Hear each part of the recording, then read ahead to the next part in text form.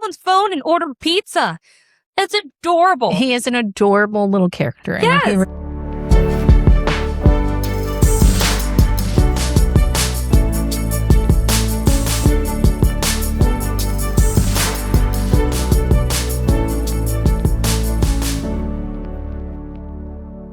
Hi, and welcome to the Boozy Bookers podcast. This is the place where book club meets happy hour. I am Sam.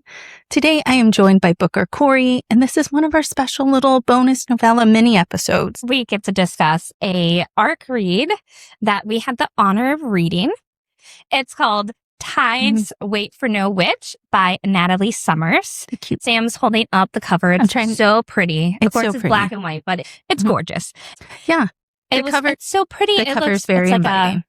It's like a cozy, whimsical, paranormal mystery. It's so fun. And I'm so glad that we got to read it and we get to talk about it. But as Boozy Booker, as we do the boozy part of this, we normally don't do drinks for our mini bonus episodes, but when we do ARC reads, we gotta show some respect. They deserve a drink. They deserve it. So Corey and I are not the mixologists. No. That is Jess's forte. We stay away. We're like, we know our Starbucks order, and that's all we know about drinks. When I think of cocktails, I've never had one in my life. If I have to think about them, what goes with what? I don't know. What's a mixer? So we're like, Jess, these are the vibes this book is giving us. And she's like, say no more. 5 minutes later, she's like, I got it. Here Not even. It was so quick. Introducing the Ocean Margarita. Because this book is ocean vibes. It is a different type of like Seattle, Washington island, but this is ocean, baby. It's ocean and it's mystery. So it looks blue. What kind of taste is it? I guess. I know, we got to find out. We still haven't tried it. We made it. She told us the ingredients, but we have not tried it yet. So, cheers. Cheers. Okay, so on the rim. I don't know if that's a good choice for on here. I'm going to be licking my lips the whole time. On the rim, we put our own touch on it. Jessica did not tell us to do this. And this is why we're not mixologists. But first of all, it's beautiful. Oh, it's beautiful, but it's sprinkles and salt mixed together. It's crunchy, so it's sweet and salty, which I think it's this book's vibe, because there are parts that are like the mystery's kind of salty, and this ocean air, and then the sweet gives us that cozy feeling. I like it, and I like the sweet, salty taste on the rim. I don't like salt like that. Oh, you don't? A lot of salt. Oh, well, I did that, so I like the salt. I like it. The only problem I have with it is that drinking and talking, I'm going to be like licking my lips the whole time. But the taste of this is really fun because we were thinking, what is it? We've got ocean, and then we've got this cozy feeling. I kept thinking blueberry. Like blueberries. So it is a blueberry margarita. It's so yummy. It gives off the ocean. Tequila in there. We've got some Fresca for the fizz. And then we've got some Calypso blue lemonade, which gives it this beautiful blue color, which we really like. I like the salted rim. I think this tastes really fun, and I think that the characters would be definitely having this in Spelltide bar, like a Spelltide Bay bar. Absolutely. Which this I don't is think gorgeous. They said there's a bar.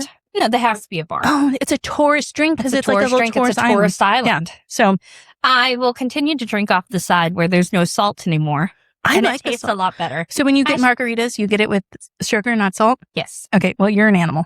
So I should have just had to do sprinkles. Team salt. But it is beautiful. It is lovely. And that tastes very good. As we sip on this delicious cocktail for The Tides Wait for No Witch by Natalie Summers, let's get into it. First of all, we had an advance copy. So this is actually being released July 15th, which should probably be today if you're listening to this when we release it. If not, it's out already. Go get yourself a copy. All right. Also, this is a spoiler-free review. So don't worry about wondering who's going to give it away.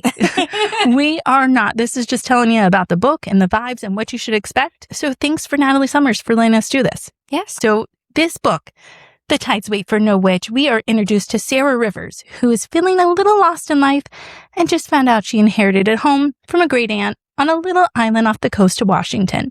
She makes her way to Spelltide Bay and discovers that there's a whole lot waiting for her, including magic, a long-lost family, secrets on top of secrets, and a mysterious murder that she just cannot help but try to solve.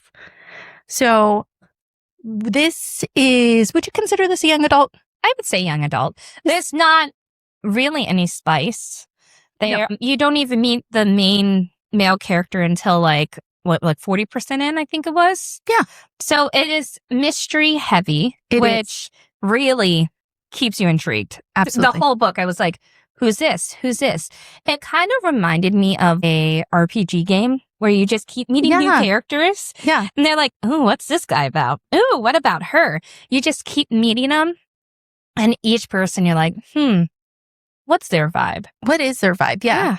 It is a book that is chock full of very interesting, unique characters, and each of them plays a part because this is a cozy paranormal mystery, which have you ever read any of this? This is my first dive into a cozy mystery. No, I didn't even know it was a thing, but I loved it. I loved it too. It was really fun. It was like if Hallmark and Knives Out met a fantasy in a fantasy realm. It's like this, which is really fun. Absolutely. Yes, it's really, really fun.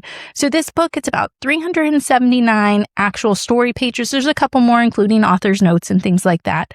It is part of a series. So it is part of the Spelltide Bay Magic Mysteries. There's a book coming out. According to the end of the book, according to Natalie Summers' note, that there's another book coming out in late 2026 called Hex or High Water. So I didn't realize so soon. Yeah, it is soon. So it does not leave you without knowing who done it, but it does leave you. There's other mysteries. Yes, it leaves still you there with more. I've got questions still. So things are tied up in this, but you are left wanting to figure out the rest of those problems. How are those going to get solved?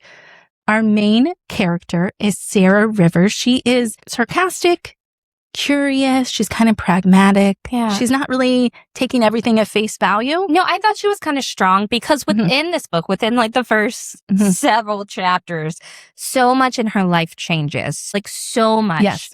So I felt like she handled everything very well. Yeah. There was a moment where I was like, dude, she's taking these punches really easily. And then I thought, she reminds me of Jamie. Oh, I did too. I thought the same thing. She reminds us of Jamie. So if you've listened to any of these podcasts before, if you know Jamie is our sister, she is another of the bookers. And Jamie is a roll with the punches type of gal.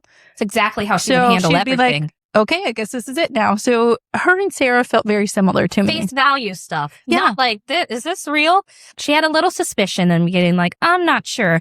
But literally they gave like one thing of proof and Sara was like, that's it. Cool. That's it. And that's exactly Jamie. Everything she approached it really was like, oh, this sounds like Jamie, even though parts of it I wouldn't act that way, but Jamie would. Oh, Jamie would 100%. So this book is written in a first person past tense point of view. So we do just see Sara's the whole time, her point of view, which she does tell people, you know, cool, I'm good with all these things. But we do listen to her ruminations and stuff, which felt natural to me. Yeah, it was just her thought process pretty much. In other books, you're like, okay, this is what they're thinking about. But this book literally felt like, okay, I'm in her mind. Yes, it really helped the reader access Sara's thought process, and which helped us kind of like immerse ourselves in like the confusing parts of the world too. Because like we're unknown, she's unknown. I think it really helped the mystery and the crime solving. Like we were piggybacking with her. Exactly. We were solving everything at the same pace as her. Yeah. I was not like, oh, I know who did it from the beginning. I was with Sara the whole time. Like, that guy's suspicious.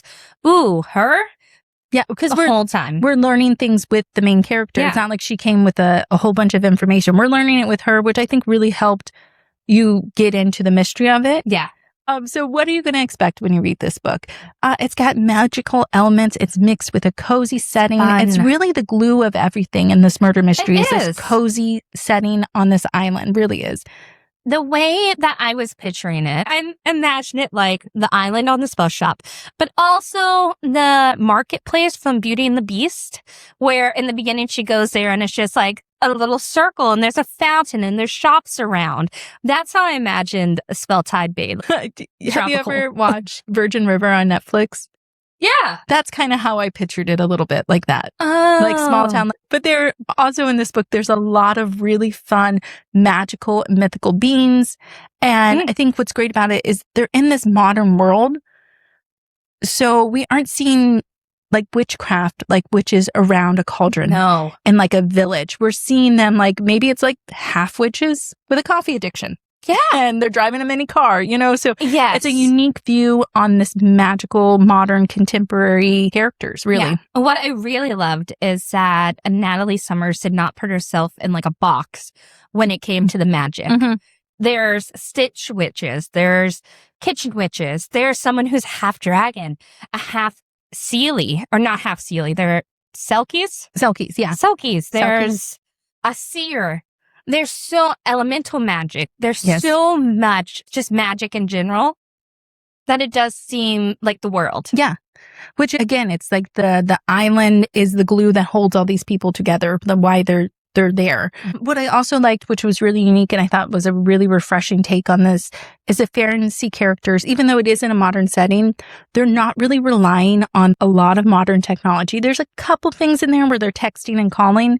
Yeah. But I really think it gave that small town vibe where information's going fast. They're walking places. They're visiting the gossips all over the place. They're visiting the same places. It's not like we'll go to the coffee shop down on 3rd and 2nd. It's like, no, that's the coffee shop you're going to. Stayed in the same area. Yeah, I gave this sense of community, which I think like Spelltide Bay is. It's this community that's this magical community. Well, even in the beginning, her neighbors come and visit her. Like, hey, a welcoming gift. Mm-hmm. And the whole town, like overnight, knows that she's new. She's different. Yes. She just moved in. She's the great niece of the old resident. Yes, Katrika, which is a very fun names in this. Natalie Summers, very fun names. So what caught your attention about this book, first off the bat? To me, it was the mystery. The mystery. Oh my God. The mystery really held it together. I'm not like Sam. My books don't have to have a ton of romance in it. Okay. I normally like something with a little more romance. And I wish the main male character came in a little sooner than he did. But also I have high expectations for the second book because they ended with some promising stuff. Yep. But what really kept me here is the mystery. The mystery was great. I just kept reading it because I wanted to know what was happening. Everything just kept, there's caves, there's underground system. Is it smuggling? Is it not? Oh my God, these orcas turn into wolves. Like these people can breathe underwater. Hey, she controls the water. Hey, there's like town council of witches. There's like so much to it that just kept me, what's going next? Oh, someone died. What's happening? Yeah, like there's a whole bunch of different elements to it, but I think that like what was really fun is each person you met was like, are they a suspect? Oh, every single one. Each person's like a new person. You're like, who's that? So like you did say, it was almost like a first player game where you're like looking, you're like, okay, talk to the baker. Yes. What does she have to offer? I thought that was like the mystery really kept me there. There's the one lady, I think her name's Gertie. She's the one who sold the crochet and the yarn. And is this a spoiler? Better watch yourself. It is not a spoiler. Okay. She reminds me of, in the beginning of Jumanji, the guy who drives the Jeep.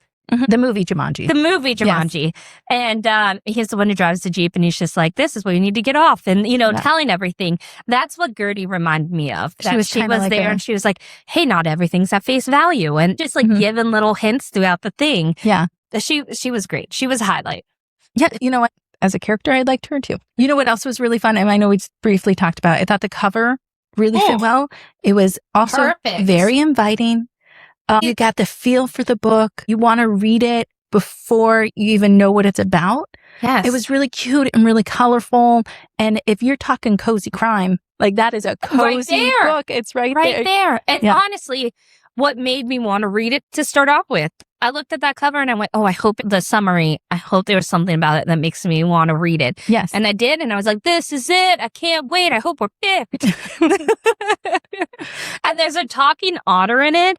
And you cannot tell me Ollie, the most adorable thing you will ever see. He's so mischievous. Yeah. He's asking for more fish. He's stealing hairbrushes. He's ordering pizza. Yes. He took someone's phone and ordered pizza. It's adorable. He is an adorable little character. Yes. He really is. I hope there's more of him in the second book. As do I.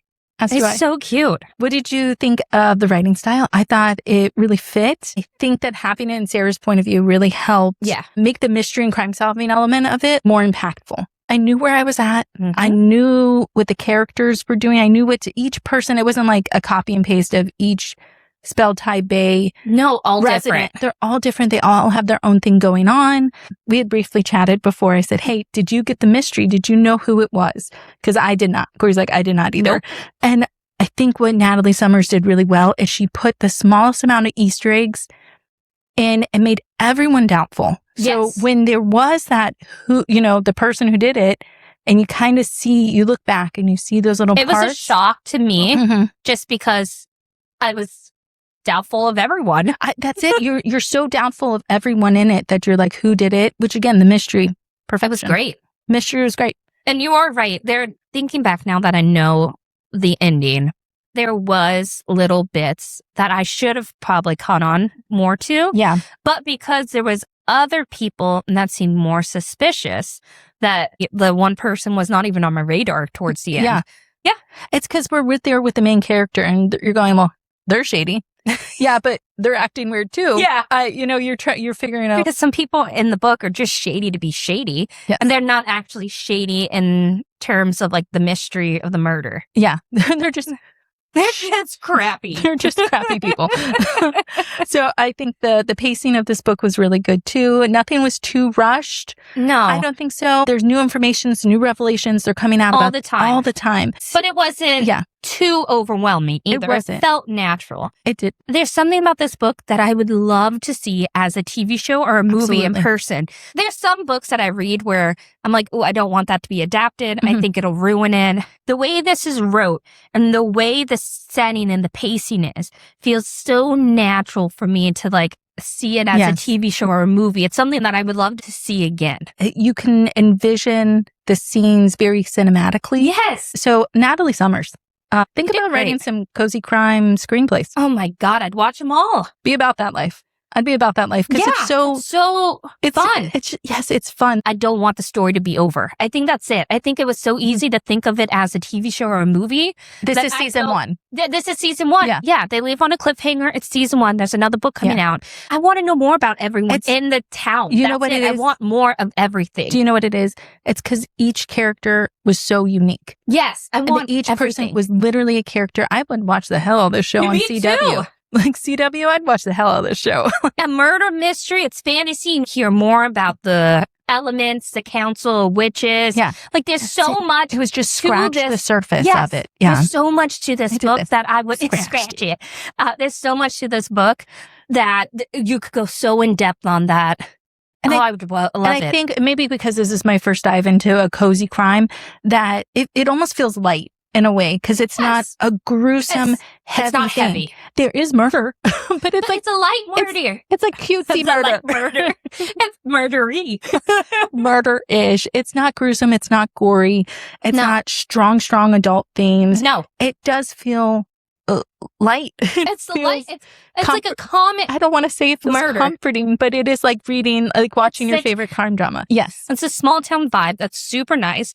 But one thing we haven't even touched on, Yes. which we touched on the town, and it is so many shops that I think that's why it would be a nice TV show because you could get to see the shops. It's a very visual book. Yes. Like the visuals are there. And there's a place in it that was actually one of my favorite settings of it. And it is, if I can find it in my notes. Is it Dora's Bakery? No, but I did love Dora's Bakery. We did love Dora's Bakery. It was the Tides of Hope Rehab. Oh, We haven't even touched it. That Yes. was a big part of the book the with setting. Ollie. And that setting was just so fun to me because it reminded me of, I don't know if any of our listeners have ever been to St. Pete. Oh, yeah. What is it called where the dolphins are? I think it's the Clearwater Rehabilitation. If anybody's ever seen from Forever Ago, Winter the dolphin with the one tail, He's there. or was there, R.I.P. Winter. Oh, God. I didn't know that. I think Winter's gone. Oh, shit. If not, let us know. Let us know. what We're the killing winner. all dolphins that aren't even dead. But it was similar. That's how you It pictured reminded kind me of of that. Yeah. Yeah. It also, like, if you were a 90s gal or boy or kid and you wanted to be a marine biologist, it kind of also Yes, it gave picked up on that scratch vibe. that itch. Scratch that itch. It did do that. So Yeah. that's really fun things that this book, it's more than just the mystery, but even though Yes. that was the solid chunk foundation of it, it is more and has a lot of fun settings and characters. I like this book to begin. Before we even started talking about it, I gave it a 4 out of 5 stars. But the more we talk about it now, the more excited I am. And the more I'm like, oh my God, that part. Oh my God, that part. It was a good book. Yeah, I think it's because it was, like you said, Natalie Summers didn't put herself in a box. She's like, I'm going to add this because I want to add it. Yeah, and it was fun. It was fun. I gave it a little less. I gave it about a 3.7, but only because romance. I wanted more romance. I literally, okay, what did I want more of? I wanted more romance. I wanted Xander Sinclair as the main male character. Dude, they had good banter and tension. That's what I put in here. Okay, so what didn't I love as much? I wanted more. I wanted more banter. I wanted more close, slow tension moments. I wanted that. So to me, if you had that, okay. And see, that's what I'm expecting that more in the second book because now that he's staying. So I wasn't too devastated by that. I wish that we did meet him a little sooner. Yeah. So we got more of him in this book. But I also see where like, you had to set the scene. You had to get the small town vibe. You had to get the murder going because the murder mystery is the main element of this book. But also, he's a character in this town. He's mysterious. Oh my God. Who would we cast as him? Oh my gosh. Okay. Who would we cast as Xander Sinclair? I don't know. I'm thinking. He's tall. He's put together. He's got dark hair. Be good? Tell me. He's just came out in the Letters to Isabella, but he was the older brother in the Jurassic World series. I don't see him as that, but that I could, sure for you. Henry Cavill would not work in this thing, okay, Sam? I didn't want you to know he could be any person in this. He's too old for this. They didn't say she's in her early 30s. Yeah. He seems like he was early 30s. Frothy, that's the sister's name. Yeah. She knew of him, so they had to be around the same age. Hey, you know what? It could be Henry Cavill. That's fine. How about the new, I don't know his name, but the new Superman would be all right. I don't know his name, and I apologize. I don't know enough about him. I can't even picture him right now. If they played a Superman in any movie, that's it. We're talking 1995 Dean Cain from the Superman and Lois. No. It's not giving me. I'm picturing him as maybe not the one guy I said, but I thought he would be relevant enough right now that it'd be like, okay, he probably has good, funny chemistry. He was dark hair and put together. Yeah, a little muscular. Yeah. I'm going to have to think on it because honestly, I'm telling you. We'll come back to this. I'm telling you, I don't know. I'll re-ask this at the end. Okay, I'll think about it. But I did picture her as like an Anne Hathaway. Okay, I didn't have that, but I guess I didn't have a clear... Miss Congeniality. Oh, like at that time, Sandra Bullock at that time. I could see that. Yeah. So early 2000s, Sandra Bullock. Well, but I did like it a lot. If there was more romance, man. But for me, that's what holds the book together. I did enjoy every other part of it. I thought the characters were pretty humorous. They've got that dry wit. All of them are really fun. So everyone was welcoming too in the town. Yeah. Of course, there was a couple of shady people, but no one was outright like, what are you doing here? You don't belong. This is a small town. Everyone knows each other. Yeah. They were like, hey, welcome. Well, that goes to like the world building in this. I feel like it's kind of a bait and switch for us and Sarah. Because she thinks she's going to like a normal island and then all of a sudden it's like, wait, no, it's not. Could not be further from the truth. But we knew that. The picture was painted really well. We've got some found family elements, literally. So for someone who's like a bit of a loner, she's kind of found her place and her people, which is great, which I thought really was one of the themes to this book, that there's so many things going on, but really deep down, it's a story about someone finding their place, finding their true self, finding their people in a world where she like normally feels really lost. So I really think that it fits perfect for her. It's where she's been wanting to be the whole time without knowing. Yeah. It's like where her heart was trying to go. Yeah. I also thought a theme of this was also that everyone has secrets and moral compasses and they drive your path in life. So there were people that were painted as good that did make great choices. You know, they were actually, so not everyone's 100% great all the time. And it kind of showed like, hey, you can still be a good person and make good choices. Yeah. But you might be doing things that aren't aren't necessarily morally, ethically okay. Yeah. Everyone has their own reasons to do something. Yes. I definitely said this book was humorous. It's got the cozy. It's got the mystery murder. Yeah. Yeah. This book, The Tide Waits for No Witch, you might not like it if you're a reader who doesn't like mixed genres. So if you like your mystery to be mystery and you're like fantasy to fantasy, cool. If you like them a little mixed, a little dabbled in, you're really going to love it. Yeah. If you want a light read, nothing too heavy. If you're coming off of like dark romance, or if you're coming off of a high fantasy. Yes. Or something that really takes a lot of thought. A thought and emotional toll. Because there is some thought in this book, but it's a fun thought because you're trying to figure out the mystery. It's not really like, where's this place? What is this world? What magic is this? It's all there. It's all at face value. Besides the mystery and wanting to know more stuff. I think in the end, it paints this, like, I'm picturing you're putting together a cozy, comforting, homey puzzle. Yeah. Which is, there's parts of it where you got to really figure out, does this fit here? Does that fit there? But it's not like it's a timed thing. That's why I feel like some of the like high fantasy ones are like, this is a timed puzzle making thing. You better go. Figure it. This felt like, okay, we're on this journey with the main character. Also, you might not like this book if you're a real giant, like romance or very steamy, smutty book. It's not that. Yeah. This is a closed door. This is a light romance. It is a subplot of this. It's got some slow burn moments, which are really great. It does leave you on a cliffhanger. I don't want to say not cliffhanger. Really a cliffhanger. It leaves you with crumbs to the next book, what they're probably going to focus on. Because the current mystery of book one is solved. There's things that just are not pertinent right now. Yeah. They deal with the murder beforehand. And at the end, you're like, wait, those are still questions. That's what I finished. When it was over, I was like, wait, I still have questions about a couple people. So I guess there's we'll get that a big mystery with the mom. Yes. And that's not covered. Is that a spoiler? That's not a spoiler. Okay. I'm just saying there's a big mystery about the mom. You don't know what it's about. We don't know what it's about. We don't either. Maybe books too. So you would love this book if you are a person that likes crime and mystery, but you don't like that intense degree of like darkness and heinousness. Me. Yes. 100% me. This is my murder mystery light book. I love it. Absolutely. If you're watching Law and Order SVU, Criminal Minds every night, and you're like, man, that's my style. This isn't it.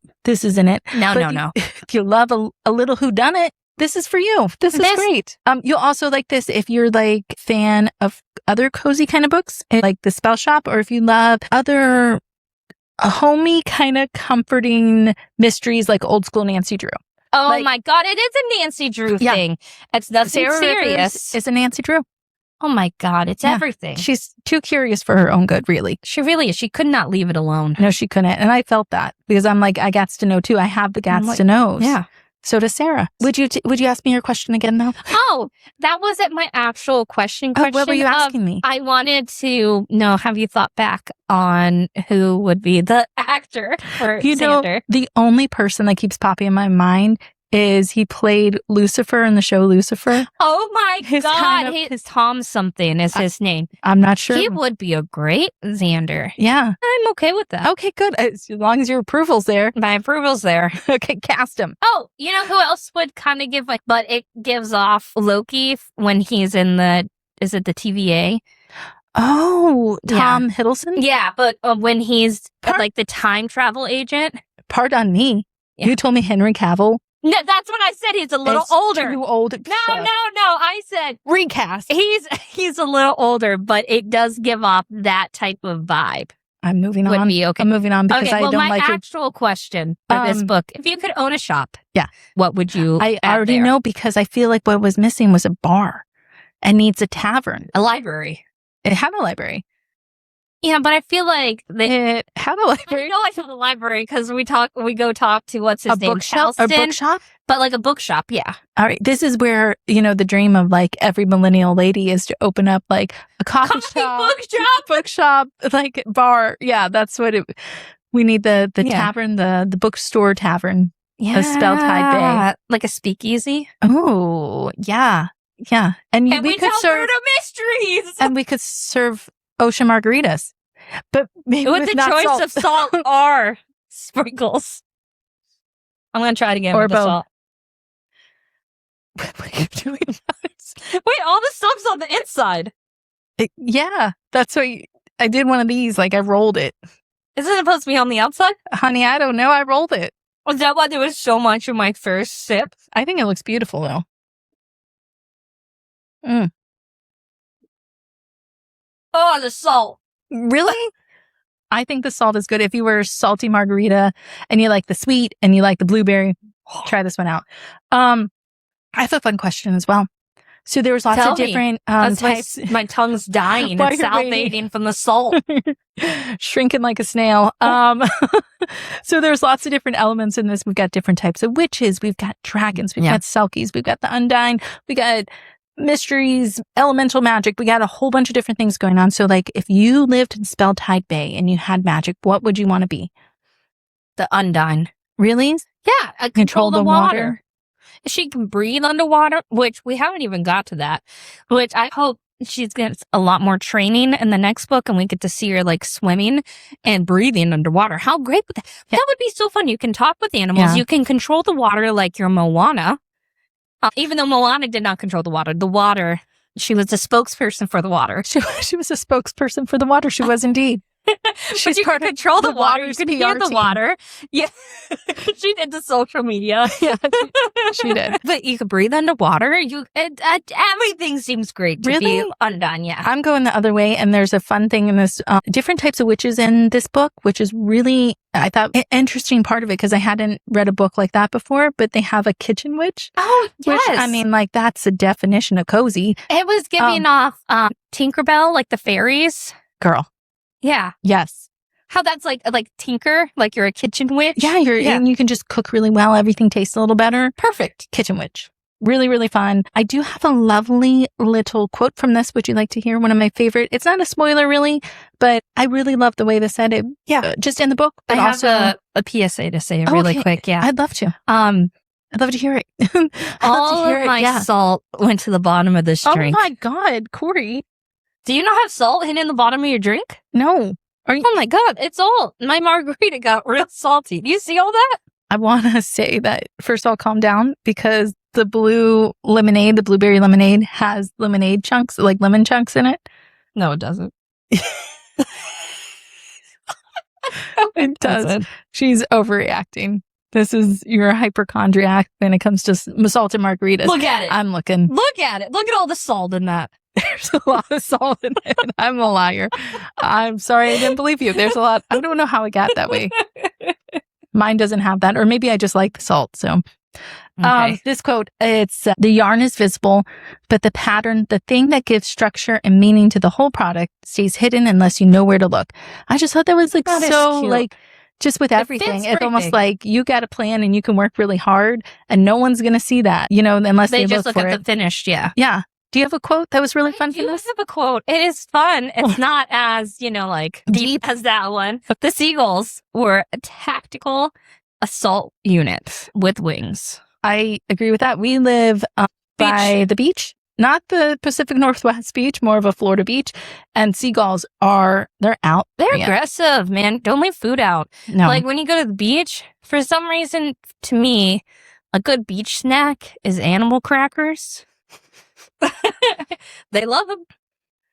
I have never gone to the beach ever and gone, oh, what kind of snacks are we bringing? Mm-hmm. Animal crackers. I've never said that. I think I did it once when I was a teenager and I went, God damn, this is solid. And it hit cold water, Powerade, animal crackers. That's a choice. What are you bring? Peanut butter and jellies. Yeah, I'm not making something. Peanut butter and jellies, you put them in the cooler. They get a little smush. Oh, man, they get a little smush. Sometimes you get a little sand on there. You get a little salty. Crunch. You get the crunchiness of it. Will you be reading book 2? Yes, absolutely. Yeah, because you have the gats to know. Well, I want to know, and I need season 2 of this book. You need season 2. Season 2.